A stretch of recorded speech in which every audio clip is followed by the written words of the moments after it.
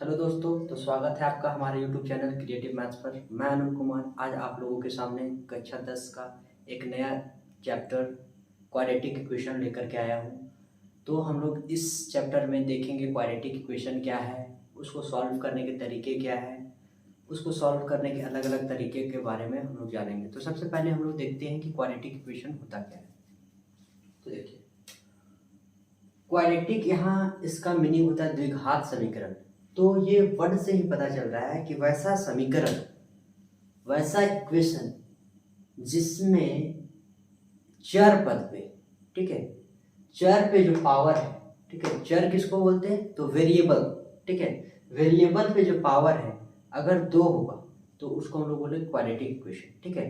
तो यहाँ पे एक टर्म आएगा चर और अचर, ठीक है। तो चर और अचर क्या होता है वो समझते हैं पहले। तो देखते हैं, जैसे हम लोग एक इक्वेशन लिखें,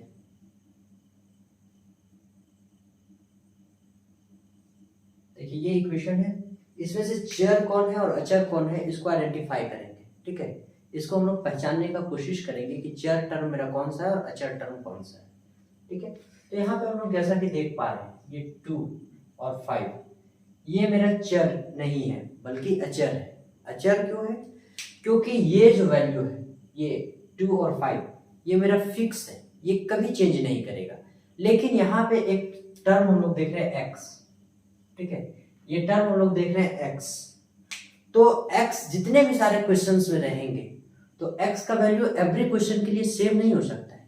x का वैल्यू जो है वो सारे क्वेश्चन में हो सकता है सेम भी हो सकता है अलग अलग भी हो।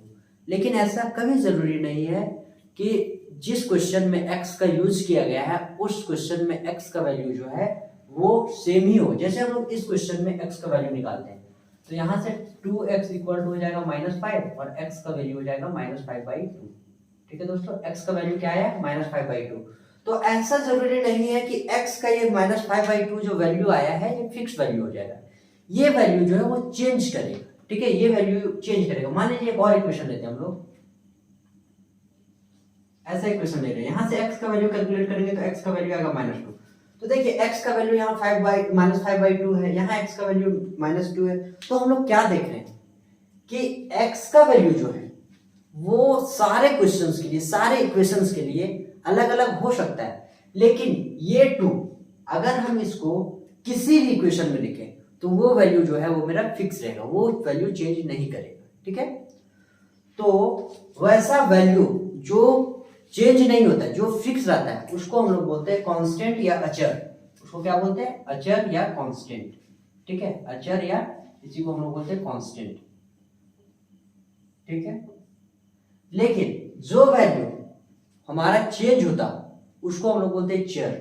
क्या बोलते हैं दोस्तों? उसको चर बोलते हैं, जिसको हम लोग इंग्लिश में वेरिएबल बोलते हैं, ठीक है। तो जनरली हम लोग वेरिएबल के लिए यूज करते हैं x, y, z, t, w, r, s। ये टर्म हम लोग वेरिएबल को रिप्रेजेंट करने के लिए यूज करते हैं, ठीक है। तो अब हम लोग देखते हैं क्वाड्रेटिक इक्वेशन क्या होता है, द्विघात समीकरण क्या होता है।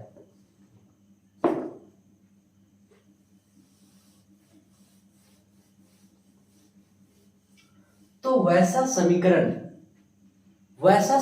को हम लोग द्विघात समीकरण बोलेंगे जहां पे जो चर का हाईएस्ट पावर है, जो चर का अधिकतम घात है वो 2 होगा, ठीक है। जहां पे चर का अधिकतम घात 2 होगा उसको हम लोग द्विघात समीकरण बोलेंगे। तो कोई भी द्विघात समीकरण जो है वो इस फॉर्म में होता है, ठीक है। कोई भी द्विघात समीकरण जो है वो इस फॉर्म में होता है, ax² + bx + c = 0 पे। कोई भी द्विघात समीकरण का जनरल फॉर्म जो है वो ये होता है, ठीक है। जितना भी सारा द्विघात समीकरण होता है सभी द्विघात समीकरणों का जो जनरल फॉर्म है, ठीक है, वो ये होता है मेरा, ठीक है। अब देखते हैं ये द्विघात समीकरण। अब हम लोग द्विघात समीकरणों को कुछ एग्जाम्पल से समझते हैं, कुछ एग्जाम्पल दे करके उसको समझने का प्रयास करेंगे। जैसे हम बोलेंगे 2x + 5 = 0, क्या ये द्विघात समीकरण है? तो सबसे पहले हम लोग देखेंगे कि यहाँ पे जो वेरिएबल है, वेरिएबल कौन सा है? तो वेरिएबल x है और x पर पावर कुछ नहीं मतलब 1 है, ठीक है। तो हम क्या बोले हैं कि द्विघात समीकरण उसको बोलेंगे जहां पे वेरिएबल पर हाईएस्ट पावर मेरा क्या होगा 2 होगा, लेकिन यहाँ पे वेरिएबल पर हाईएस्ट पावर क्या है 1 है।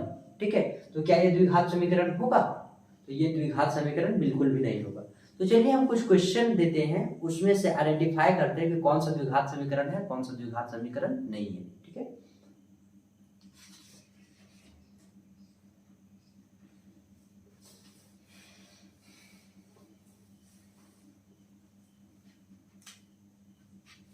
तो हम लोग चेक करेंगे कौन सा द्विघात समीकरण है, कौन सा द्विघात समीकरण नहीं है। तो x + 1 का whole square equal to 2 × x + 3।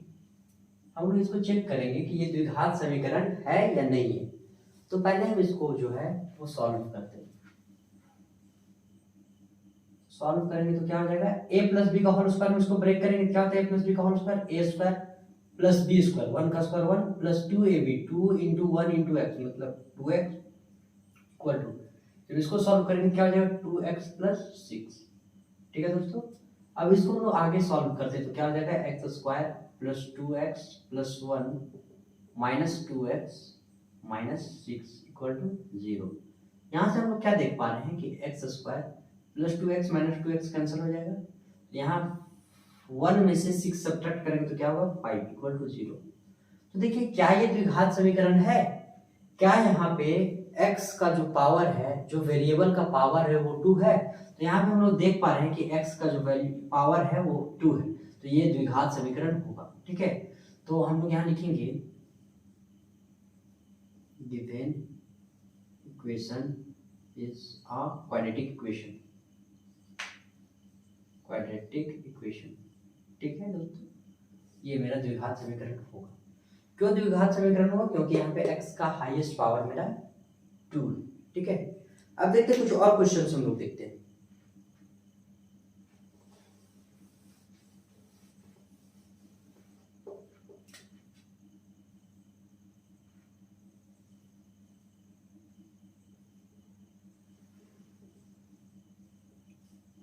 हम लोग को चेक करना है क्या ये द्विघात समीकरण होगा। तो फिर से हम इसको a + b का होल स्क्वायर में ब्रेक करेंगे, तो a + b के होल स्क्वायर में ब्रेक करेंगे तो क्या हो जाएगा x² + 4x + 4 equal to x² + 5। इसको हम लेफ्ट साइड लाएंगे तो क्या हो जाएगा x² + 4x + 4 - x² - 5 equal to 0। x² cancel हो जाएगा, तो यहाँ क्या बचेगा 4x और 4 में से 5 सब्ट्रैक्ट होगा तो -1 इक्वल टू 0। तो देखिए यहाँ पे x जो है मेरा जो वेरिएबल है, जो चर है, उस पर हाईएस्ट पावर कितना है, तो हाईएस्ट पावर 1 दिख रहा है। तो ये द्विघात समीकरण नहीं होगा, क्योंकि द्विघात समीकरण में जो वेरिएबल है उस पर हाईएस्ट पावर मेरा 2 होना चाहिए। ठीक है, तो ये मेरा द्विघात समीकरण नहीं होगा, तो हम लोग ये लिख देंगे ये द्विघात समीकरण मेरा नहीं है। ठीक है, अब देखिए कुछ और क्वेश्चंस देखते हैं हम लोग।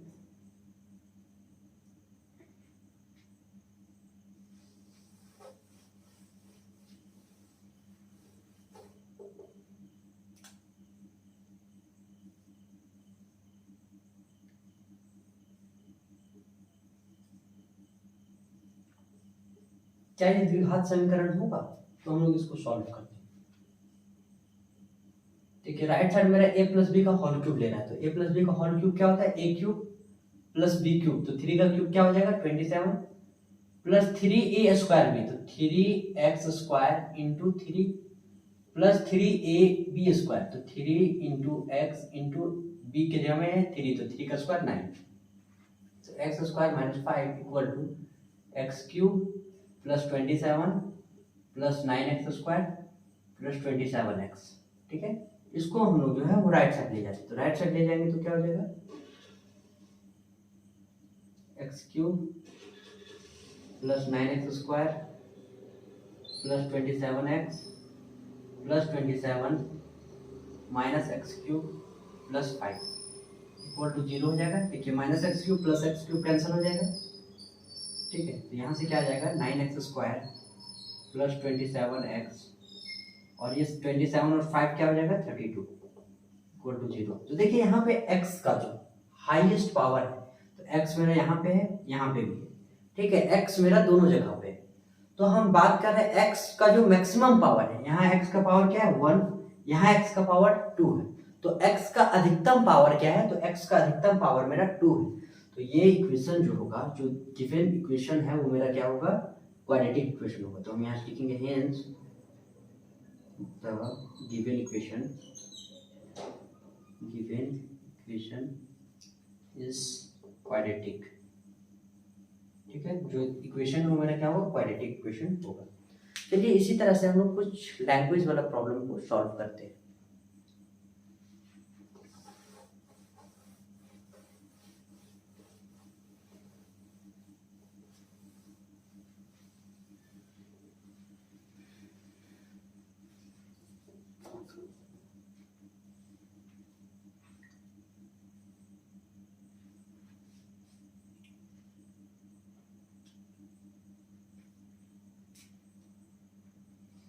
तो क्वेश्चन क्या देखते हैं,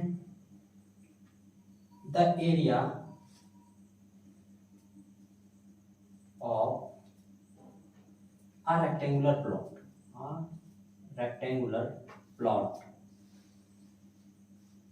is 528 meter square. The length of the plot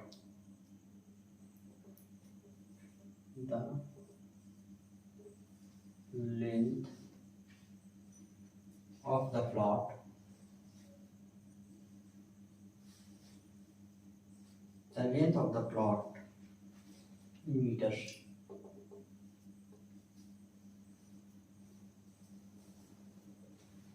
is one more than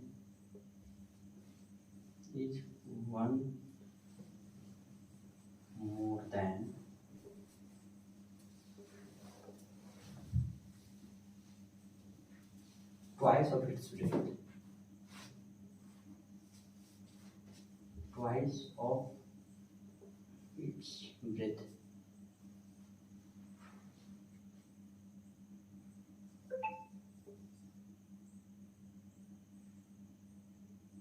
We need to find the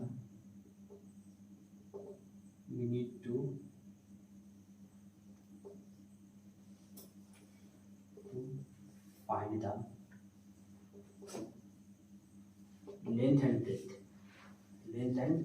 ठीक है, क्वेश्चन क्या बोल रहा है दोस्तों, क्वेश्चन हम लोग समझने का प्रयास करते हैं।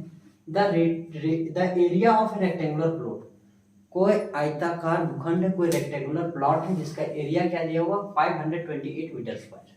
ठीक है, the length of the plot is one more than twice of its breath.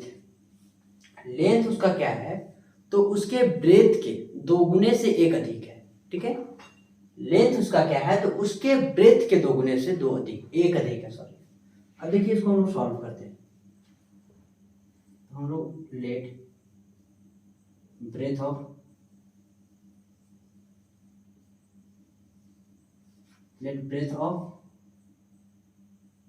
Plot equal to x, then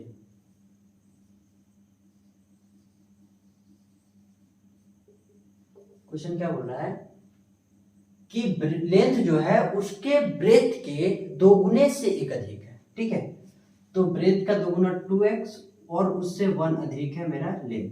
ठीक है, तो मेरा लेंथ क्या हो जाएगा 2x + 1 मीटर। ठीक है, और ये हो जाएगा x मीटर। अब देखिए एरिया क्या हो जाएगा मेरा, जब लेंथ और ब्रेथ ये है तो एरिया क्या हो जाएगा, l × b, और एरिया मेरा दिया हुआ 528। L का वैल्यू क्या है दोस्तों, तो L का वैल्यू है 2x + 1 × x। ठीक है, जब इसको सॉल्व करेंगे तो क्या आ जाएगा 528 = 2x² + x। यहाँ से क्या आ जाएगा 2x² + x - 528 = 0। ये मेरा इसके लिए इक्वेशन बन गया। अब इसी के हेल्प से हम लोग लेंथ और ब्रेथ फाइंड आउट करेंगे।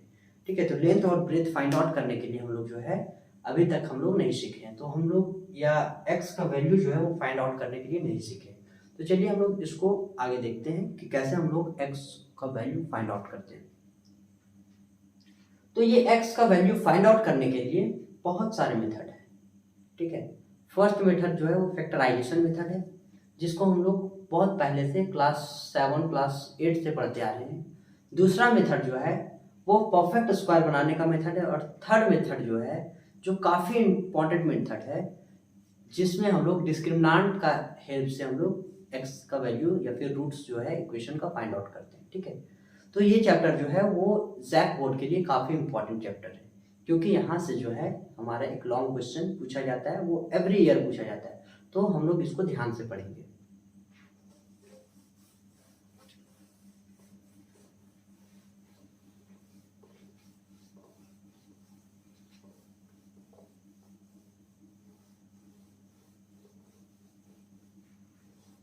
तो हम लोग सबसे पहले जो है वो वेरिएबल का वैल्यू मीन्स रूट का वैल्यू जो है वो निकालना सीखेंगे फैक्टराइजेशन मेथड से। तो हम लोग कुछ क्वेश्चंस देखते हैं। ठीक है,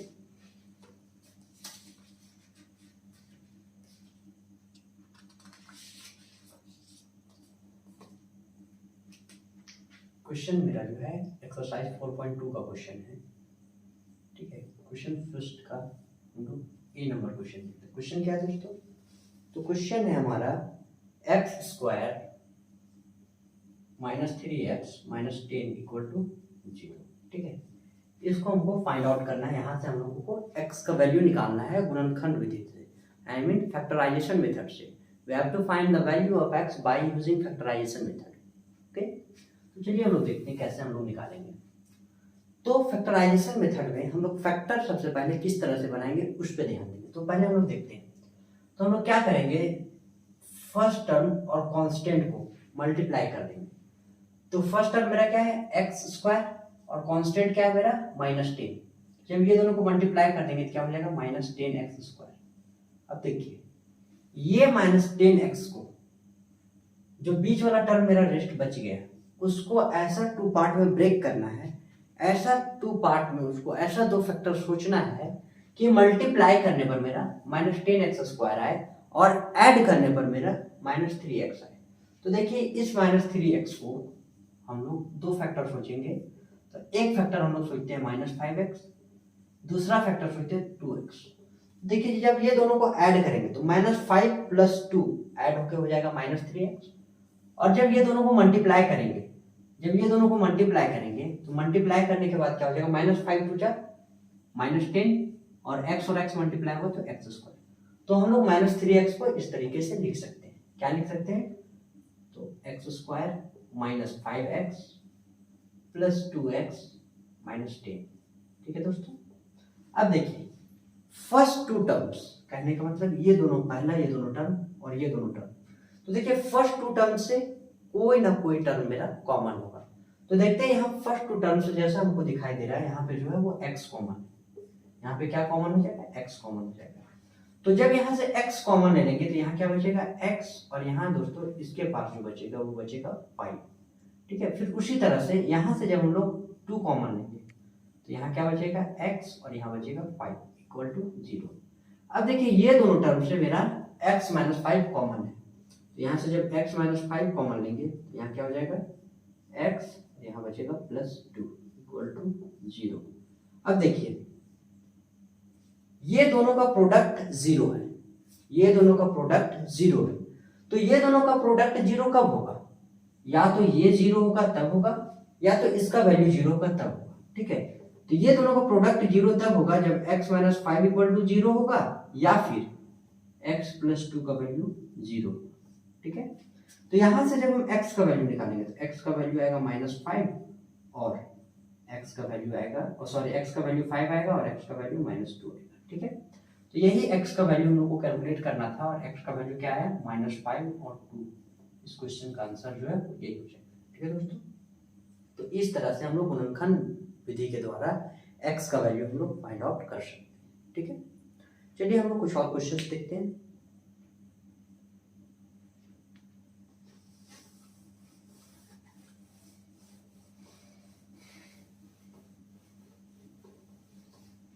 क्वेश्चन नंबर बी इसका सिमिलर है, तो मैं इसको छोड़ देता हूँ। क्वेश्चन नंबर सी में बताता हूँ। क्वेश्चन नंबर सी क्या है? तो क्वेश्चन नंबर सी जो है वो कुछ इस प्रकार से है। क्या question? √2x² + 7x plus 5√2 equal to 0। ठीक है, क्वेश्चन में क्या है, √2x² plus 7x plus 5√2 equal to 0।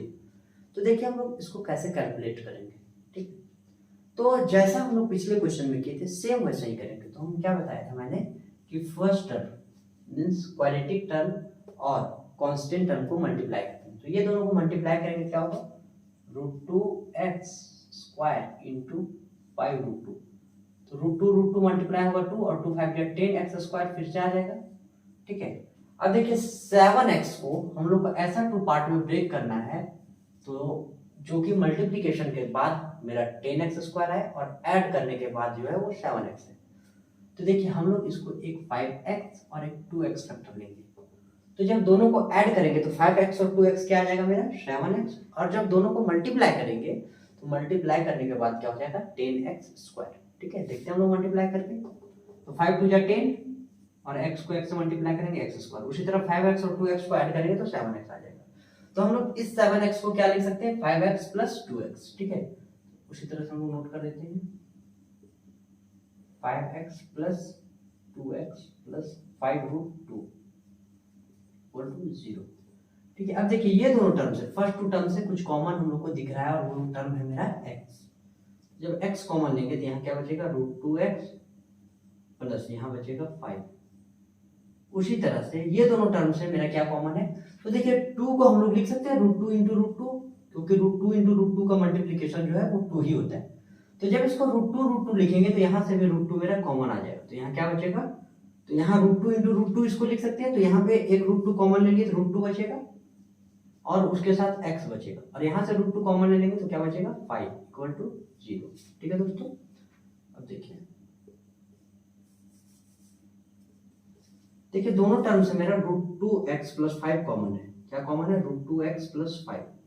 तो यहाँ पे मेरा क्या बचेगा, यहाँ पे बचेगा x और यहाँ पे बचेगा √2 इक्वल टू 0। ठीक है, अब देखिए फिर से वही बात आ गई कि ये दोनों टर्म का प्रोडक्ट 0 तभी होगा जब ये दोनों में से कोई एक टर्म 0।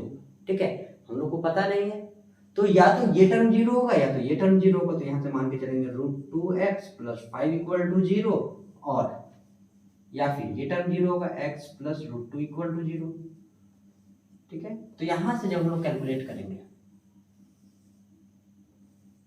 यहां से कैलकुलेट करेंगे तो √2x इक्वल टू -5 आ जाएगा और x इक्वल टू -√2। ठीक है, तो यहाँ से x का वैल्यू आएगा -5/√2 या फिर -√2। ठीक है, तो यही जो दोनों है वो x का वैल्यू होगा, यही जो है वो x का रूट्स होगा। ठीक है, इस इक्वेशन का रूट्स का बात कर दिया जाए या इस इक्वेशन को सॉल्व करने पर x का वैल्यू का बात कर दिया जाए तो मेरा ये होगा। ठीक है, एक होगा -5/√2 और दूसरा होगा -√2। ठीक है दोस्तों, चलिए कुछ और क्वेश्चंस को देखते हैं।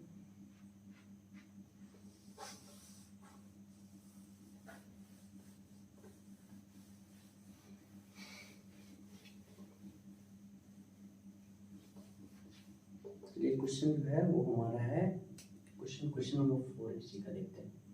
क्वेश्चन नंबर डी क्या है क्वेश्चन, तो 2x² minus x plus 1/8 equal to 0। ठीक है दोस्तों, तो देखिए इस तरह का क्वेश्चन को हम लोग सॉल्व करने से पहले क्या करेंगे, सब का एलसीएम ले लेंगे। ठीक है, सबको हम लोग एलसीएम ले लेंगे। तो क्या हो जाएगा एलसीएम मेरा 8, और यहाँ से हो जाएगा 1 का टेबल में 8 जो है 8 टाइम्स में, और 8 2 जा 16x² माइनस फिर सिमिलरली यहाँ से आ जाएगा 8x और यहाँ से +1 इक्वल टू 0। अब जब क्रॉस मल्टीप्लिकेशन करेंगे क्या हो जाएगा 16x² minus 8x plus 1 equal to 0। ठीक है दोस्तों, सेम क्वेश्चन फिर वैसे ही बन गए। ये दोनों को मल्टीप्लाई करेंगे क्या हो जाएगा 16x²। ठीक है, अब -8x को ऐसा 2 पार्ट में हम लोग को ब्रेक करना है कि ऐड करने पर मेरा -8x है और मल्टीप्लाई करने पर -16x² है। तो क्या होगा -4x और -4x। जब -4x और -4x को मल्टीप्लाई करेंगे हम तो माइनस माइनस क्या होता है प्लस, और 4 4 जा 16 और x इंटू एक्स x²। तो क्या आ जा रहा है मेरा 16x²। ठीक है, मल्टीप्लाई जब इसको करेंगे तो मल्टीप्लाई करने पर क्या आ जा रहा है 16x² और ऐड करने पर क्या आ जा रहा है तो -4x प्लस -4x करेंगे तो क्या आ जाएगा -8x। ठीक है, तो हम -8x को क्या लिख सकते हैं, तो 16x² -4x plus 1 equal to 0। ठीक है, अब देखिए यहाँ से 4x कॉमन ले लेते हैं, तो यहाँ क्या बचेगा 4x -1, यहाँ से -1 कॉमन ले लेते हैं, तो यहाँ क्या बचेगा 4x -1 इक्वल टू 0। अब देखिए ये दोनों जगह से 4x -1 कॉमन है, तो यहाँ क्या बचेगा 4x -1 इक्वल टू 0। अब देखिए तो यहाँ से जो दोस्तों हो जाएगा मेरा 4x -1 इक्वल टू 0 और 4x -1 इक्वल टू 0। ठीक है, तो यहाँ से x का वैल्यू आ जाएगा 4x इक्वल टू हो जाएगा 1 और 4x इक्वल टू हो जाएगा 1। यहाँ से x का वैल्यू जो होगा 1/4 और x इक्वल टू 1/4। ठीक है, तो यहाँ पे जो है x इक्वल टू 1/4 एंड 1/4 आ रहा है। ठीक है दोस्तों, यहाँ पे जो हमारा x का वैल्यू जो है वो सेम वैल्यू आ रहा है और वैल्यू क्या है मेरा 1/4 एंड 1/4। तो ध्यान रखिएगा अभी तक हम लोगों ने जितना भी क्वेश्चन सॉल्व किया उसमें से हम लोग क्या देख रहे हैं कि जो क्वाड्रेटिक इक्वेशन है उसमें x का जो है ऑलवेज 2 वैल्यू मिल रहा है। ठीक है, हमेशा जो है वो 2 रूट्स मिल रहा है और क्वाड्रेटिक इक्वेशन में जो नंबर ऑफ रूट्स होगा वो 2 रूट्स एग्जिस्ट करेगा ही करेगा। ठीक है दोस्तों, तो आज की क्लास को यहीं पे एंड करते हैं, तो मिलते हैं फिर कल नए वीडियो के साथ। तब तक के लिए बाय बाय, टेक केयर।